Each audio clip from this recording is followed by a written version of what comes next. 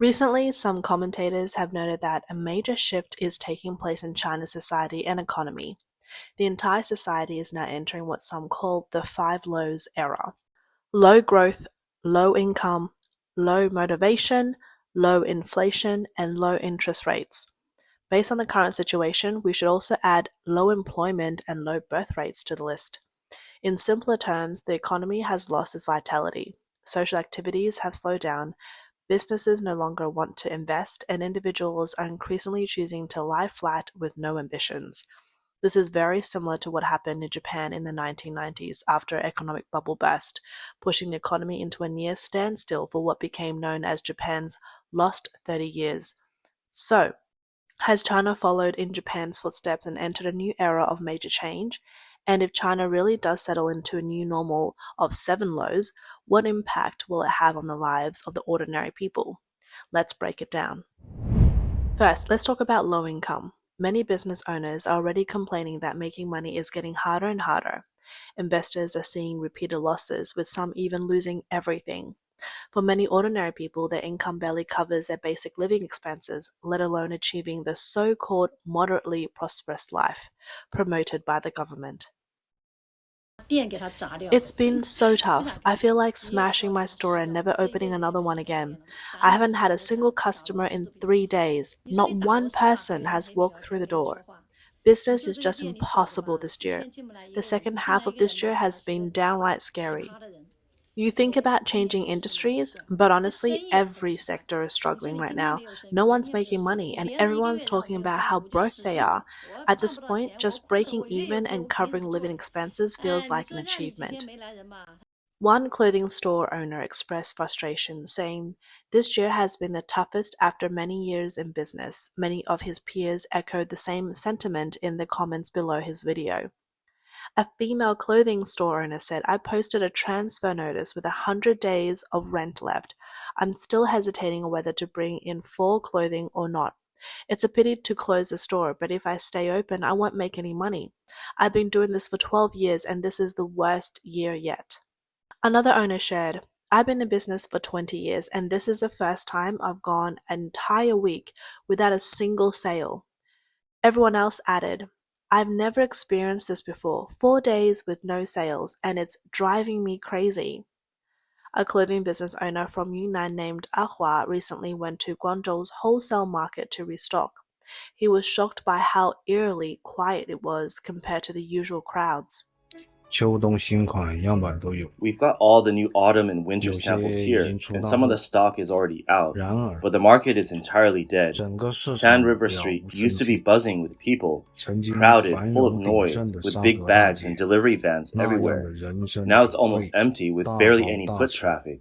The once famous fashion markets like Yimin, Baima, Hongmian are now ghost towns, except for a few customers in the lower level retail shops. The main aisles are practically deserted. Is it just because it's off-season? Definitely not. This is a time when wholesalers should be placing their orders. We used to sell 200 pieces during the off-season. Now, even during peak season, we're only selling 20. There used to be no real off-season. Now there's no real peak season. The market has completely changed. Some say the rise of e-commerce is to blame for the struggles of physical stores. But why is e-commerce also facing a wave of closures right now? An e-commerce seller who has been in the business for 12 years used to operate several online stores and even got his siblings involved. Now, his brother has left the industry, his sister is preparing to exit, and he feels like he can't hold on much longer either. This is the floor where my brother used to do e-commerce. He's not here anymore. His business shut down long ago. He started clearing out his stock last year, spent 7 or 8 months doing it, but then closed all his stores. The constant refund requests and penalties from the platform just wore him out. But the real problem was that there was no profit left. He wasn't making any money. In fact, he was losing money, so he decided to call it quits. Now this is the 10th floor, where my sister used to do e-commerce. She's also clearing out her stock, and once it's all sold, she'll be closing her store too. At her peak, she had multiple stores running, but now she's down to just one.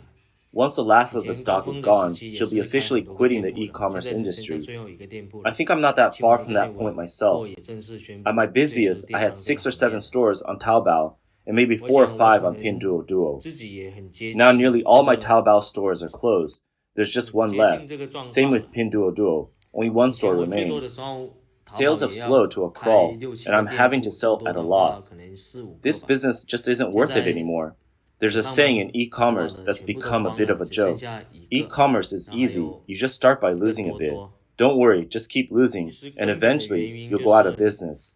And 都没 honestly, 有 that's 赚 pretty 到 much how 钱，the whole 而 industry 且还要 feels right 亏 now. 本。The ups and downs the seller has experienced mirror the overall trajectory of China's e-commerce industry. Now let's take a look at the snack food industry, which has been booming in recent years. Over the past 2 years, several major snack chain giants secured large amounts of financing and rapidly expanded, attracting many young people to open franchise stores. But the franchise model was more like a financial product. A franchisee had to pay at least 500,000 yuan in fees, not including rent. When you add it all up, starting a small snack store requires at least 800,000 to 1 million yuan. However, the actual profit margin was only about 8%, and nearly all of these stores ended up closing within a year because they just couldn't make a profit. So, while the big chains are making money, young entrepreneurs with big dreams are getting ruthlessly exploited. One young man invested 100,000 yuan to open a snack store. 10 months later, not only did he fail to make money, he also lost all his capital. Everything is gone. 800,000 yuan, just out of the window.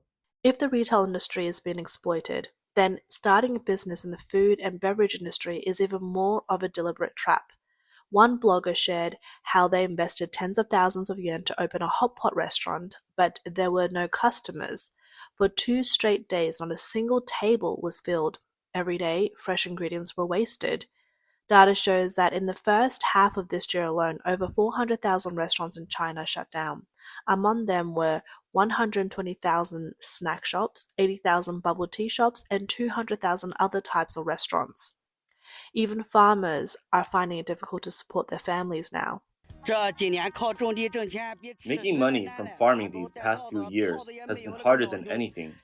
Before, farming could at least support the family. Now I'm losing everything, my capital, my profits. It's one hardship after another, and in the end, I'm left with nothing. Look at this corn. What am I supposed to do with it? After all this work, I'm exhausted. And for what? It's like all my efforts were for nothing. It's enough to drive anyone crazy. So, why does everyone feel like they can't make any money? The main reason is that China's economy has now entered a period of low growth. Changes in the rate of economic growth are a clear reflection of the country's overall economic activity. China's economic growth peaked in 2007 during its most prosperous period. That year, the GDP growth rate exceeded 14%. The housing market was booming and the stock market kept hitting new highs. But after that, growth began to decline. By 2011, it had fallen to single digits, below 10%. By the time the pandemic hit in 2019, China's growth rate had already fallen to 6%, and in 2023, it was only 5.2%. Although the goal for 2024 is 5% based on current economic situation, it seems unlikely that this will be achieved. China's economic growth is expected to continue declining, marking the start of a low growth era. The slowing economy is also causing people to lose their desire to spend. Over the past 2 years, we've seen Chinese people increasingly shift into low consumption state, which is evident in the weak consumer demand we keep hearing about. So, just how much has consumption been downgraded? Let's take a closer look. 今天刷到一个比穷的直播间， I was watching a live stream today where people were competing over who's struggling the most. One guy said he cuts his own hair now. Another guy said he's been cutting his own hair for 4 years. Someone else said they went from hating Pinduoduo to accepting it to now loving it. Some even think Pinduoduo is getting expensive. To save money, people are even leaving fake positive reviews just to get cash back. Sure, everyone was joking, but underneath it all, you could sense the hardship. We used to compare luxury cars and mansions, showing off who had more money. Now it's about comparing who's the poorest. The worst consumption downgrades aren't happening in third and fourth tier cities, they're happening in first and second tier cities. In the big cities, people are too afraid to spend money. The streets are practically empty. The most common thing you hear from shop owners these days is, business is tough this year.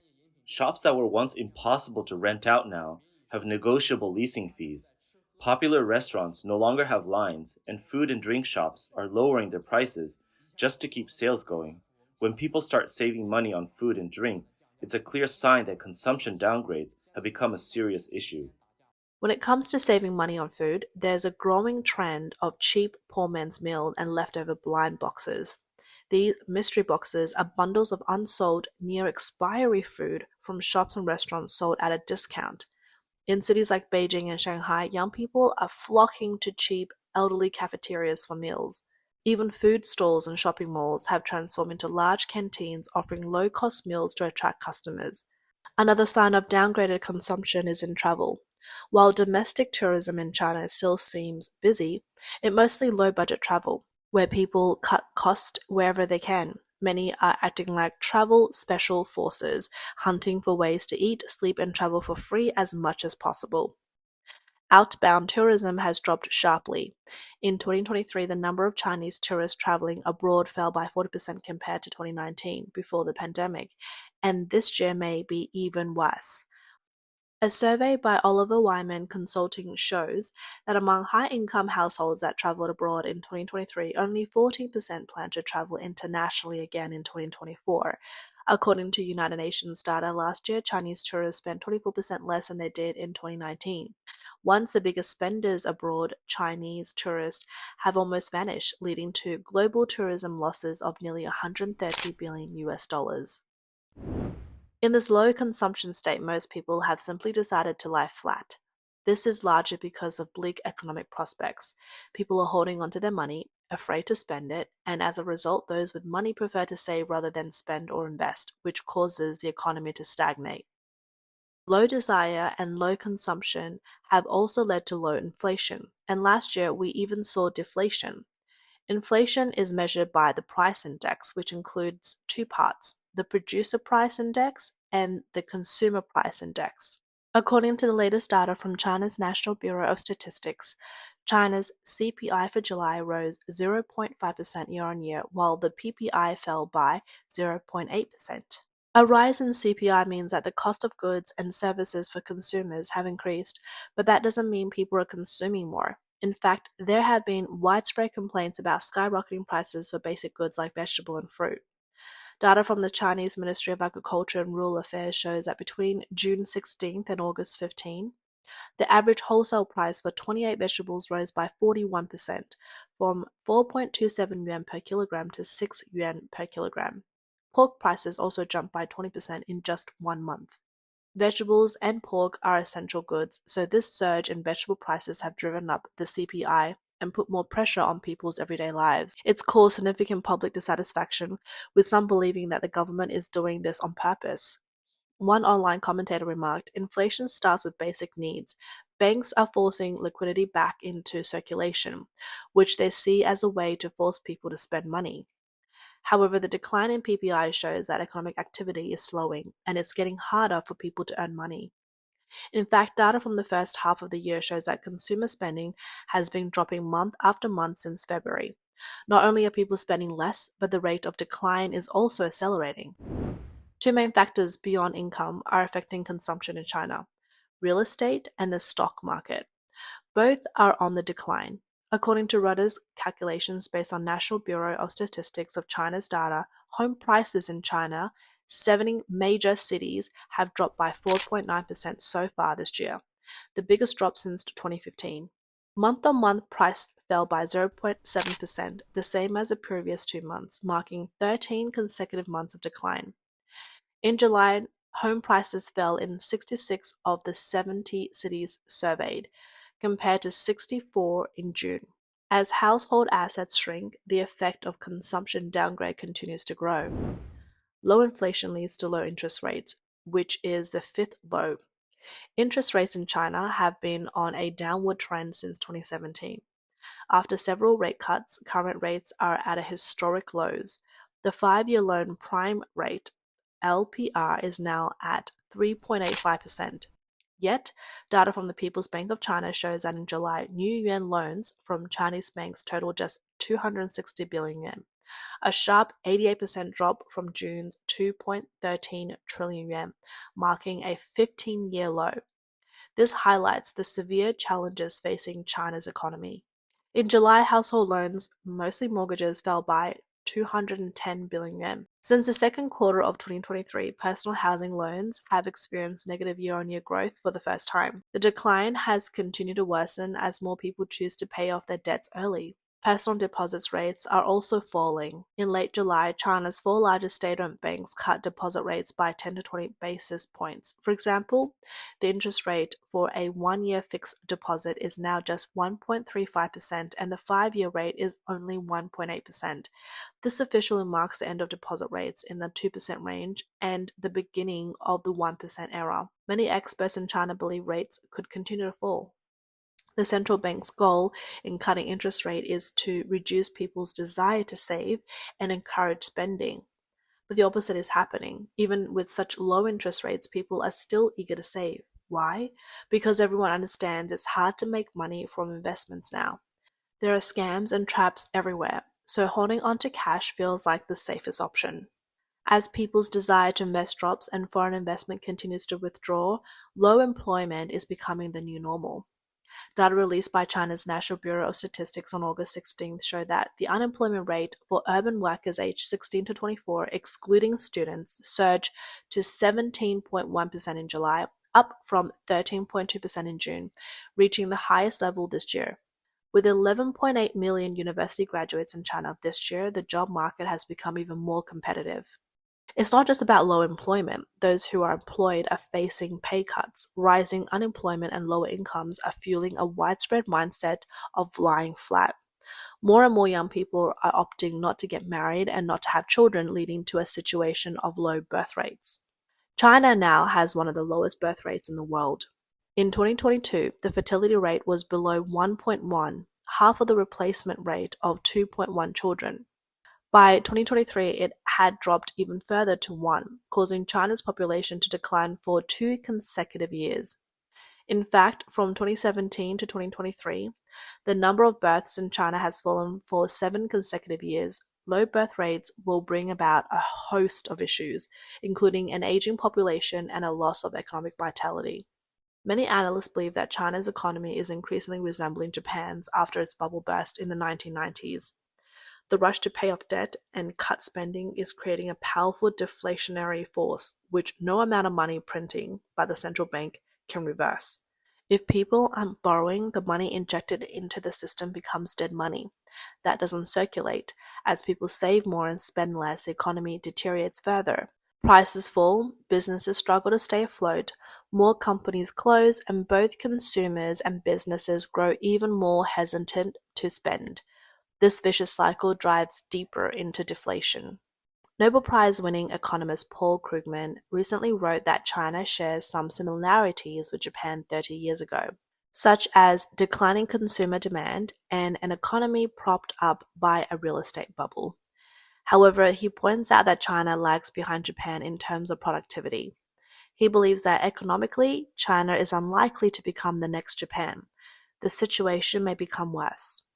When Japan's economic bubble burst, its GDP growth averaged only 1% for many years, but this low growth didn't have a significant impact on the average citizen's life. Although people often talk about Japan's lost 30 years, Japan remained materially wealthy and culturally vibrant. The Japanese people still enjoyed a good quality of life. This was because Japan had already achieved a high level of development by the time it entered its period of stagnation in the 1990s. In 1995, Japan's per capita GDP was $44,200 compared to $28,700 in the US. Japan was 1.5 times wealthier than the US. So, even during the low growth period, Japan's strong foundation meant that most people's lives weren't severely impacted. In contrast, if China's economy stagnates now, its per capita GDP is just over $10,000. If growth stalls, China's risks falling into the middle income trap. The Chinese people won't be satisfied with this income level, and that dissatisfaction could turn into significant political pressure. Even more concerning is China's massive debt, with huge annual interest payments, especially at the local government level, which has become a looming financial crisis that can no longer be ignored. If China faces decades of stagnation, local governments will have no choice but to restructure their finances, and many small and medium-sized cities will face a bleak future. The lives of Chinese people will become even harder, and it seems that this major shift has already begun.